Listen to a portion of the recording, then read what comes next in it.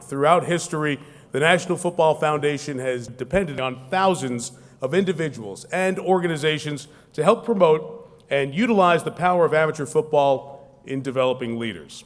On special occasions, the Legacy Award has been bestowed on those who have distinguished themselves as the torchbearers of the NFF mission.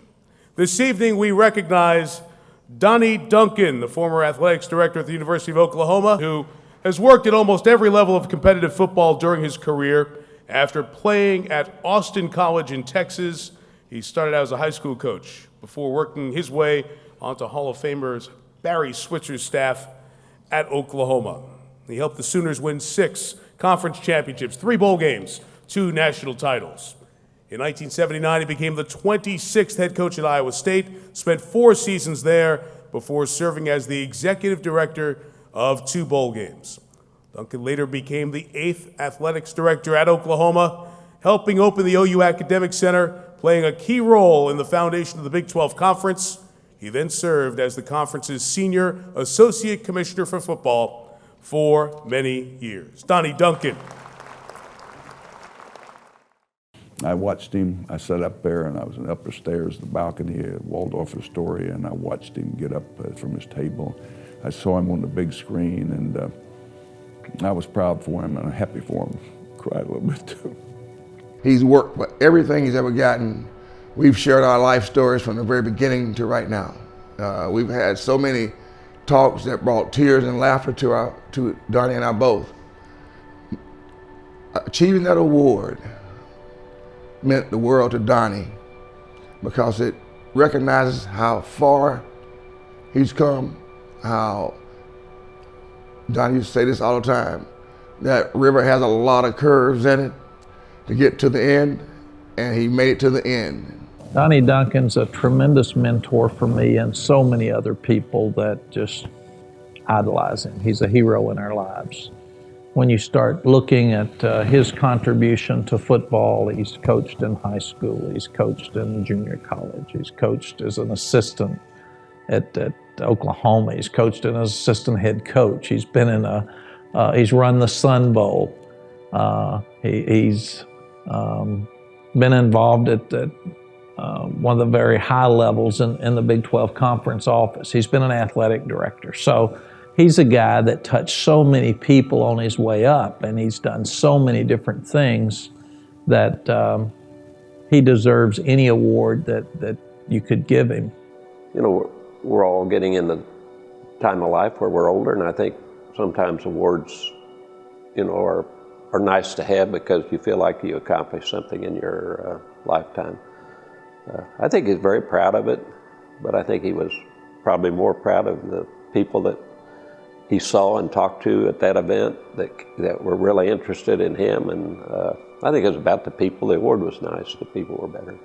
So in 1973, when I got the job as head coach, I inherited a staff at Oklahoma. Chuck Fairbanks had left to go to pro football, but I inherited the staff.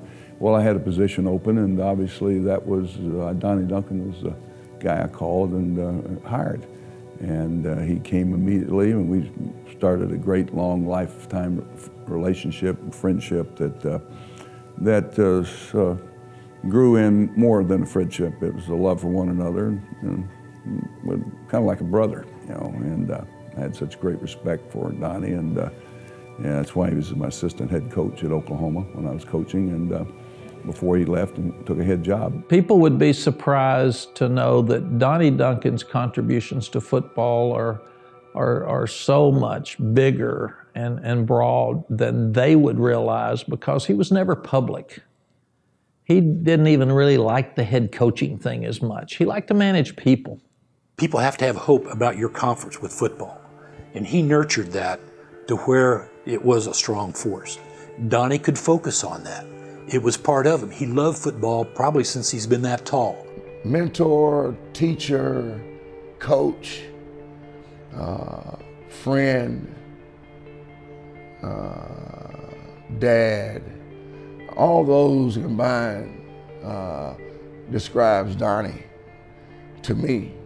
Donnie and I started talking, I can't remember the year, but it was in the early 90s, and saying, if we're going to keep up we need to grow something that's bigger than the Big Eight and bigger than the Southwest Conference. And that's when the conversation started about putting together, I don't think we put a number on it, but putting together the Big Eight and the Southwest Conference and doing something that would have some national impact. Between discussions of presidents, faculty reps, athletic directors, some coaches involved with seeking counsel, the Big Eight office administrative staff, the Southwest Conference, I'm sure, was doing the same thing, that we started to see some real good possibilities here. So we ended up inviting Texas A&M, Baylor, and Texas Tech.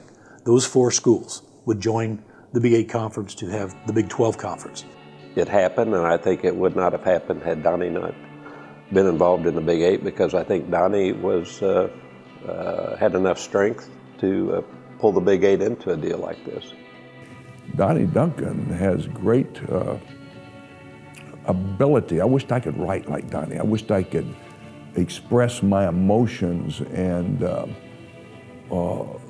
how you feel about certain things verbally as he does, and be able to put it on paper and print emails. When you read the things that he has written to close friends and associates and all, you really recognize, hey, this guy knows what he's talking about, and he is a person of great depth. Number one, Donnie Duncan is a guy that every coach trusted. So he was one of the few people that could take 2 conferences and help them mesh together between the Big Eight and the Southwest Conference. And he was also a guy who could take 2 coaches off to the side and say, this is stupid. You guys are fighting and recruiting. This is dumb. What'd you say? What'd you say? Let's get it fixed. And let's get it fixed now. I'm not going to put up with it. I'm not going to have it anymore. So he basically was the commissioner for football. I've done a lot of business in athletics. I've never been around anybody. I've been around a lot of great people. I've never been around anybody that was a Donnie Duncan in terms of when he said it, that was it. Not even necessary to have a handshake. Donnie's word was gold. Just a best friend and the right guy in the right place at the right time, and had a major impact on this part of the country, on college football and everything he touched. He had a great impact. I wish that more people could just meet Donnie.